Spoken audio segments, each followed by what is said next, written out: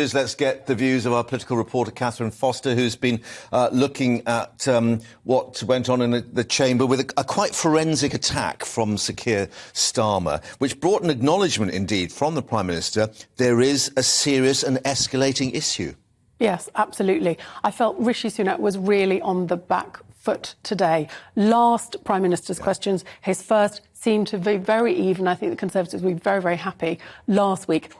This week, not so much at all. Keir Starmer, with that very punchy start, using Suella Braverman's words against the government, as they can and will do. The government have been in power, Conservatives have been in power for 12 years. You know, the system's broken, who broke it? And then also saying about the numbers, how many are you processing? And he says, well, not enough, because now they've got a backlog of about 118,000 people waiting to be processed. That is costing £6 million a day to put people up. This crisis is manifestly getting worse. We're at 40,000 for this year. It was 28,000 last year. The first year that they even kept figures was 2018. That was only 300. So this has got dramatically worse, and the government are at the moment very clearly failing to deal with it. And it was Sir Keir himself who came up with a figure about how many the Conservative government had actually processed in terms of the asylum claims.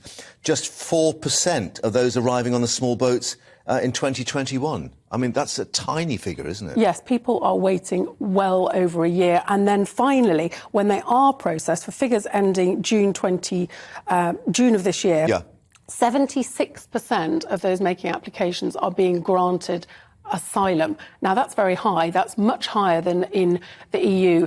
And, for example, in France, 28%, in Spain, 11%. And for Albanians specifically, because, of course, lots of Albanians now making this journey, a country that is not at war, even there, 52% of those are being granted asylum here.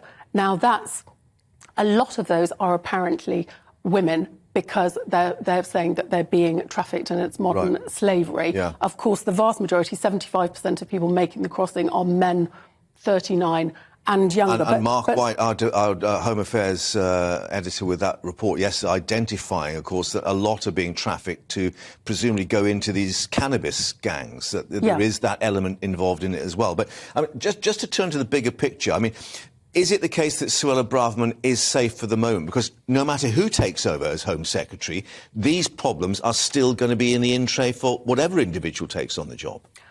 I suspect for the moment that the Prime Minister will definitely want to keep her in position, partly because there's been so much upheaval, there's been so much flux, there's been so many people changing roles. Clearly, what she said the other day, the use of the word invasion, has upset a lot of people, but I do think it was deliberate. There was a YouGov poll out, I think, last night, that basically the public are pretty much split. 43% thought that was an appropriate term to use, 44% not. So although there's been a lot of outrage about that term, the public are very concerned about this, and a lot of them feel that clearly the government have not got a grip. And so I think that's why Keir Starmer felt safe to go very hard on that. And difficult for Rishi Sunak, really, to defend. And not one mention about Hancock. Hardly anything. I think an MP... Forgotten already. I think one MP might have mentioned it and there was a laugh, but the government's got bigger problems about Hancock at the moment. Indeed, and what happens to the kangaroos and other bits.